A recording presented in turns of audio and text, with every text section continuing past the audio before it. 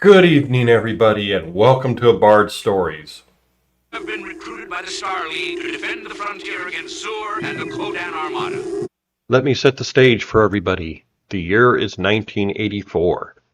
Video games are really all the craze. Not the kind you sit in front of at your TV at home, but the kind that you go to an arcade and you have to put a quarter in to play it. This movie, the target audience, was teenage boys, really. And in 1984, I was that teenage boy, a freshman in high school. We have a video game, The Last Starfighter, also the movie, and our hero, Alex Rogan. When we meet Alex, he has just been rejected from college. He is feeling down, depressed, frustrated, all those wonderful emotions. But what we have is a video game.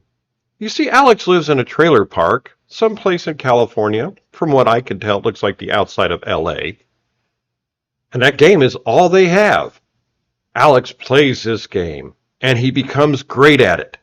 He gets the all-time high score. Did I happen to mention Alex has a girlfriend named Maggie? Well, a girl interest. Okay, you're 18 years old.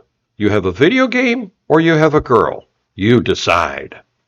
Anyway, he does beat the game, and later that evening, a strange man appears driving a very fancy car. He tells Alex, I am the inventor of the game. Jump on in. Let's go for a ride. This is part of you winning it.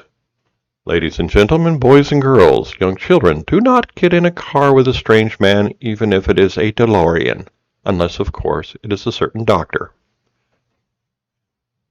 Well, Centauri gets him going, and we find out that the car is actually a spaceship.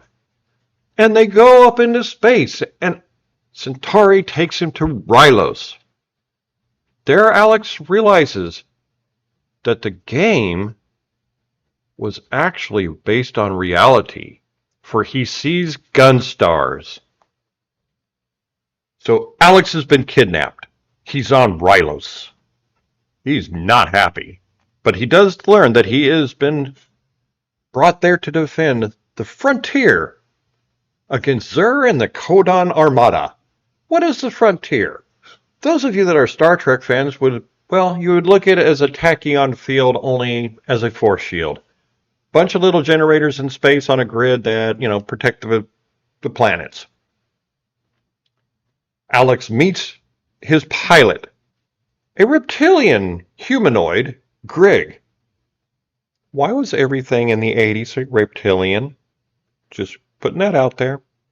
Anyway, he demands to be taken home, to which Centauri does oblige him. Back on Earth, Alex discovers they'd left a doppelganger. Why? Because Zur is going to send assassins to kill him. How does Zur find out? Don't know, don't care. Just part of the movie. Back on Rylos, Zur has found a weakness in the frontier and sends an attack on the Rylos base, destroying everybody in it except for Grig and a prototype type secret Death Star. Alex, attacked by a Zandozan, sends Centauri a message to come back and get him. Yes, Centauri left the device for us to come get him. Watch the movie. When Centauri returns, another Zandozan is attacking. Centauri shoots its arm off, but it gets a shot on him, mortally wounding Centauri. Centauri and Alex manage to get into his flying car, spaceship, and get back to Rylos, to where Grig starts teaching Alex how to use the new Gunstar. They go off to protect the frontier, just them by themselves against overwhelming odds. 1980s. It's got to be overwhelming odds. They take out so many of the ships. Their weapon systems down. They have no hope except for a top secret weapon that has been revealed, the Death Blossom. But they have to let everybody get in range before they use it. So at the last possible second before the converging attack, they instigate Death Blossom, destroying everything. Alex is heralded as the hero of the galaxy, well, at least of Rylos. And he is asked to rebuild the Star League, to which he agrees.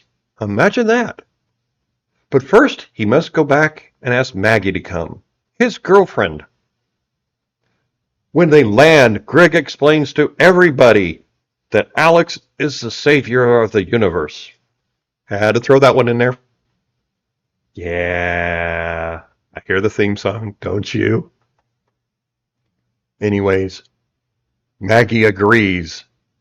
They get into the Gunstar, and they go off into the sunset. Sorry. They fly off into the stars to rebuild the Star League and defend the frontier.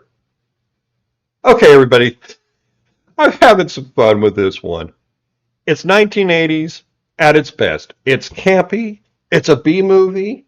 It didn't do great in the box office. The stars probably wouldn't recognize if you saw them today. But it was a fun little flick. I would love to give it a high score, but I can't. It's a 7 at best. Really probably a 6.5. But it's still something, if you've got a little bit of time on a weekend, you're bored, there's nothing else on, put it in, watch it, and enjoy it. Who knows? Maybe you'll have as much fun with it as I did. So until the next video, you all have a great day.